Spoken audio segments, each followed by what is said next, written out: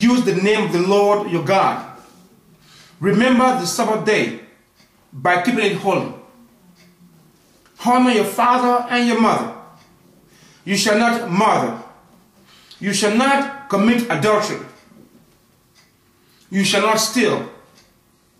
You shall not give false testimony.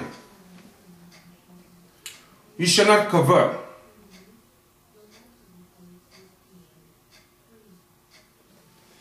Those were the 10 commandments that the Lord wrote on the tablet to be given to the Israelites.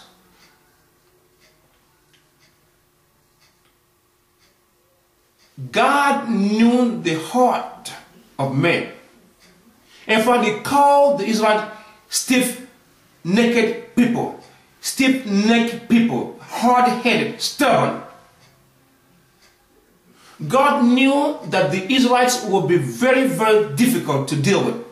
He knew that they would worship other gods, quote-unquote, man-made gods. He knew they would lie, they would cheat, they would call His name in vain. But as to prevent that calamity not to happen to the Israelites, God gave Moses 10 commandments. The idea was to prevent the Israelites from committing those sins. In essence, to gain control of the Israelites, to put them in a fine-tuned situation that will be beneficial for the Israelites. But something happened though. When Moses went up to the mountain of Sinai to get the 10 commandments on the tablet, when he came down, he saw the Israelites.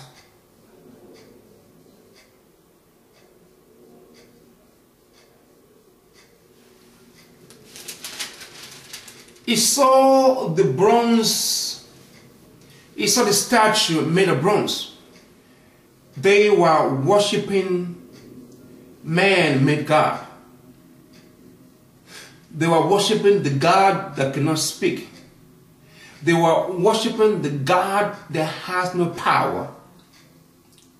They were worshiping the God that cannot hear. They were worshiping the God that cannot give any salvation. It was just a disaster.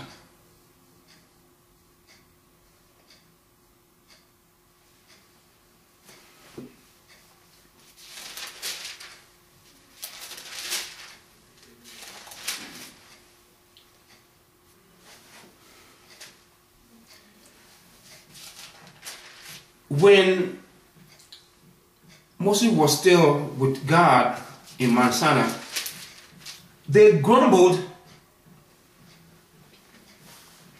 to Aaron, and Aaron just told them, okay, well, bring your jewelry, your earrings. So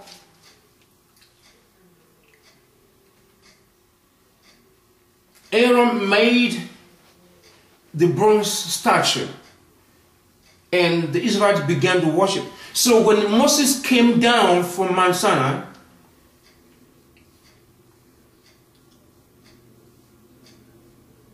this is in Exodus chapter 32. I'm reading from verse 9. I have seen these people, the Lord said to Moses, and they are stiff-necked people. They are stiff-necked people. The neck is stiff. Now leave me alone so that my anger may burn against them, and that I may destroy them, but I will make you into a great nation.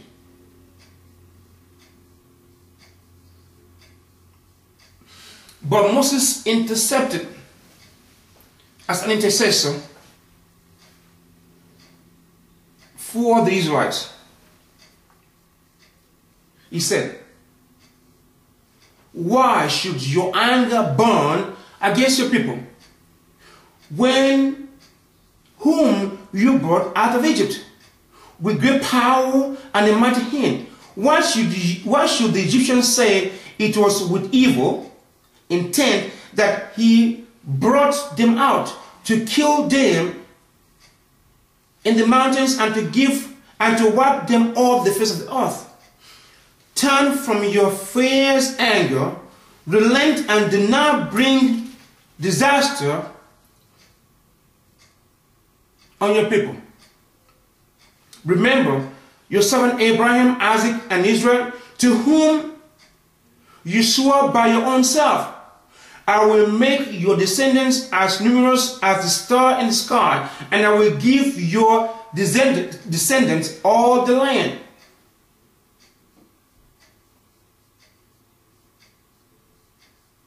Now, when Moses approached the camp and he saw the calf and the dancing, his anger burned, and he threw the tablets of his hands, breaking them to pieces at the foot of the mountain. And he took the calf they had made and burned it in the fire.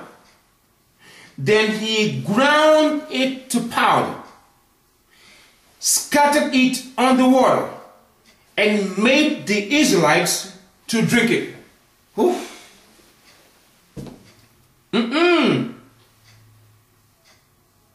Oh. Moses' anger was overwhelming. That was unbearable. He was so angry. He carelessly threw the tablet on the ground by the mountain bottom. It broke into pieces. He burned the calf that they made in fire, ground it in powder, scattered the powder on the water, and made them to drink the water. That was terrible. That was just an uncontrolled anger. That was an uncontrolled anger. I could see if Moses burned the statue, scattered it on the water, but he made them to drink the water. That was poisonous. Moses had to go back the second time to Mount Sinai to receive the tablet the second time.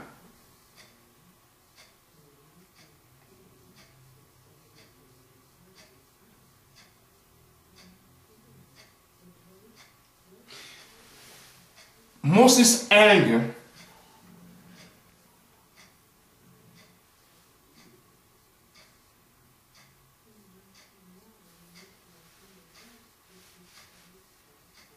made God to decide. You will see from distance the Canaan land, but your feet will not be on it. Moses was a very humble man.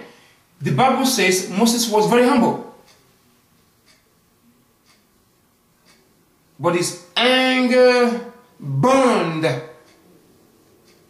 His anger was just terrible. He had to go the second time to receive the tablet.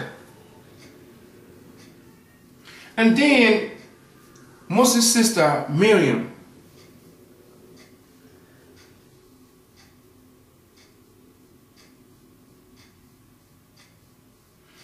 see, in Numbers chapters 12 and 16, we read that 4 people, among others, opposed Moses. His sister Miriam opposed him. God's anger burned on her, and she turned leprosy. Her skin changes to white.